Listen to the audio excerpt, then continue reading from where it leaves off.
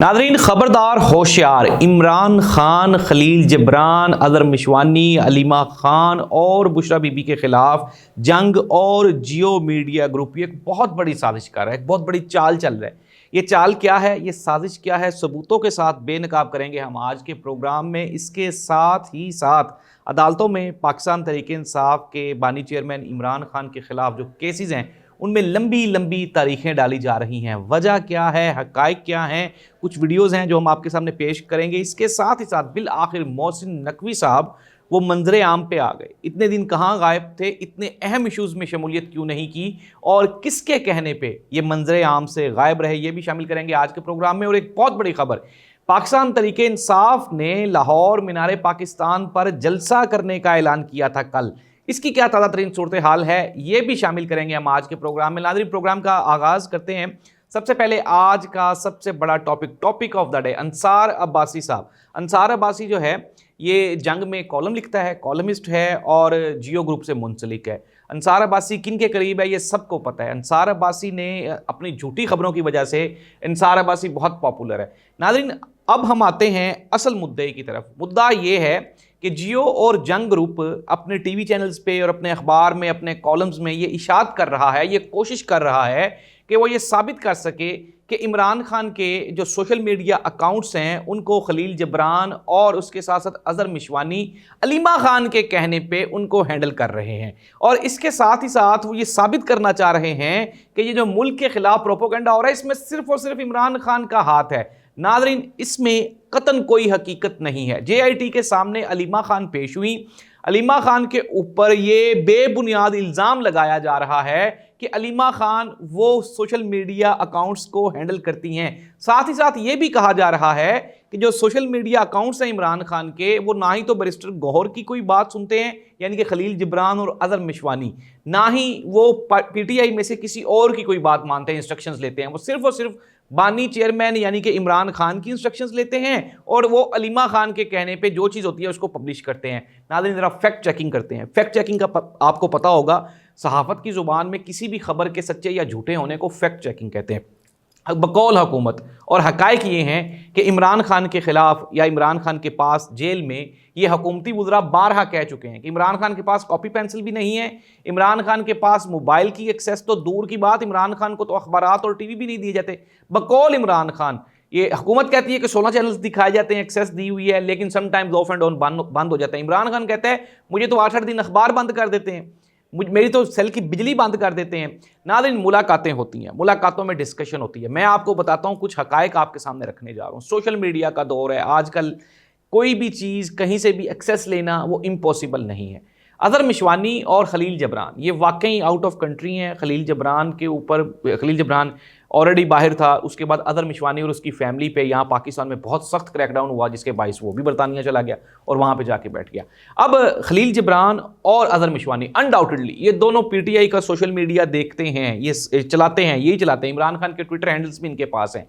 लेकिन नाज़रीन, ये जो अलीमा खान के ऊपर एक बेबुनियाद प्रोपोगंडा किया जा रहा है कि अलीमा खान उनको मैसेज देती हैं, मैं फिर दोबारा कहता हूँ कि अगर अंसार अब्बासी के पास कोई अलीमा खान के खिलाफ कोई एक आध सबूत था तो अपने कॉलम के नीचे उसकी तस्वीरें लगा देते, कोई व्हाट्सएप की तस्वीरें लगा देते। नाज़रीन, JIT एक बनी है इस्लामाबाद में, IG इस्लामाबाद की निगरानी में, जिसमें पाकिस्तान तहरीक इंसाफ के वो तमाम जो कारकुनान या लीडर्स जो कि एक्टिव हैं उनको वहाँ पे पेश होने का हुक्म दिया। वजह क्या है, मैं आपको बारहा तो ये बता चुका हूँ कि इमरान खान को खामोश करवाने की, इमरान खान को चुप करवाने की, PTI को तोड़ने की असेंबली में भी कोशिश हुई जो कि कामयाब भी हो गई। आपने उनको सीटें नहीं दी, निशान छीन लिया, आप उनको स्पेस नहीं दे रहे, कामयाब हो गई, ठीक है। इसके अलावा वोट पड़े, इमरान खान को आपने वोट चोरी कर लिया, आप कामयाब हो गए। हुकूमत आपने बना ली, इमरान खान को आपने जेल में डाल दिया, कामयाब हो गए। लेकिन नाज़रीन, ये जो सोशल मीडिया का जिन्न है ये किसी से काबू नहीं हो रहा, जिसकी वजह से हुकूमत भी परेशान है, एस्टेब्लिशमेंट भी परेशान है। और यही रीज़न है कि जिसकी वजह से कोई बयानिया कामयाब नहीं होता। इमरान खान का किया हुआ, मैं छोटी बात है, मैं दोबारा फिर कहता हूँ, इमरान खान का यूरिन टेस्ट होना था तो इतनी हाइप क्रिएट हो गई थी, वो कहते बेटा इतने मशहूर हो जाओ कि आपका यूरिन भी हेडलाइंस बन जाए। ये है इमरान खान। इमरान खान ने शलवार कैसी पहनी है, कमीज़ कैसी पहनी है। 2 साल हो गए, इमरान खान की तो कोई तस्वीर ही आपने बाहर नहीं आने दी, इमरान खान की ऑडियो की बाहर नहीं आने दी, इमरान खान की वीडियो की बाहर नहीं आने दी। लेकिन नाज़रीन, इतनी सख्त पाबंदियों के बावजूद इमरान खान सोशल मीडिया की वजह से हिट है। اور یہ چیلنج ہے موجودہ حکومت کے لیے، جس کو وہ کاؤنٹر کرنے کے لیے اب کیا کر رہے ہیں. پیچھے ایک ریومرز بھی چلی تھی، کچھ چیزیں بھی چلی تھی کہ 2 ارب روپے کا خطیر بجٹ رکھا گیا سوشل میڈیا کو کنٹرول کرنے کے لیے.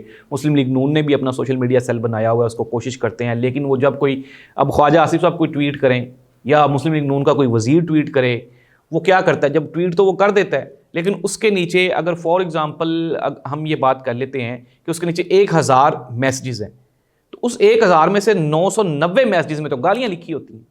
یہ ہے صورتحال ٹویٹر پہ. ٹویٹر حکومت پاکستان نے بند کیا ہوا ہے لیکن سارے وزیر ٹویٹر یوز کرتے ہیں. خلاف قانون ہے، نہ کریں آپ یوز.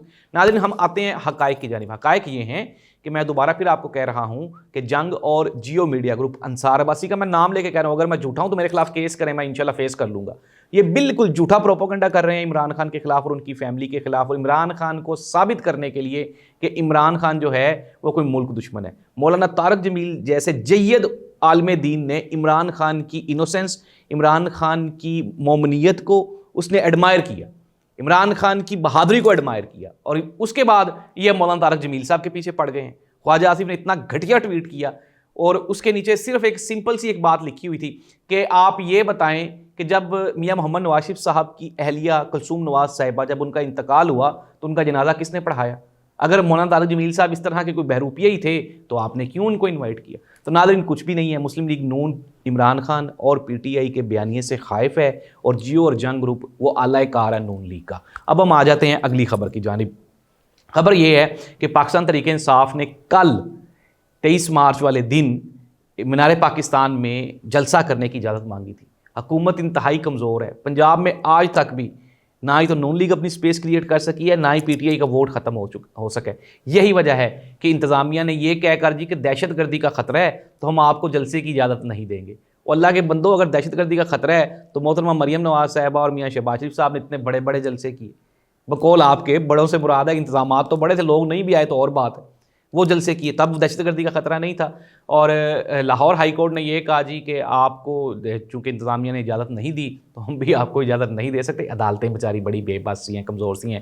ہمارے مندو خیل صاحب نے کل بیان دیا کہ وہ وقت ختم ہو گیا جب جو عدالتیں تھیں وہ حکومتیں چلاتی تھیں. اس کے جواب میں مطیع اللہ جان نے کہا جی ہاں، آج وہ وقت آ گیا ہے جب عدالتیں وہ حکومتیں چلا رہی ہیں، یعنی کہ آپ نہیں چلا رہے ہیں. ناظرین، یہ تھیں خبریں جو میں نے اب تک پہنچا دی. عمران خان کے جتنے بھی کیسز ہیں، بشرا بی بی کے اب آپ ہماری عدالتوں کو نا ذرا موازنہ کریں.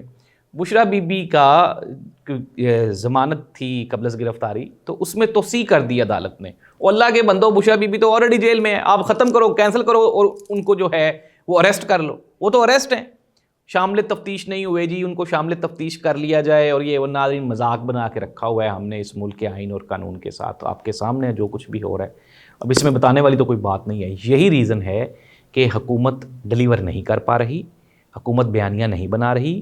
محسن نقوی صاحب آ جاتے ہیں، بریکنگ نیوز. محسن نقوی صاحب غائب تھے. آج ایک بیان آیا دہشت گردی کے خلاف، لیکن ابھی تک بھی محسن نقوی صاحب منظر عام پہ نہیں آئے ہیں. میں نے آپ کو یہ خبر دی ہے. محسن نقوی صاحب اس لیے غائب ہیں کہ طاقتور حلقے موجودہ حکومت سے ناراض ہو چکے ہیں، اور آہستہ آہستہ وہ بقول جو سینئر صحافی انہوں نے کہا کہ یہ جو تعفن زدہ لاش ہے اس کو مزید کندھوں پہ نہیں اٹھایا جاتا، اب اس کو دفنانے کا ٹائم آ گیا.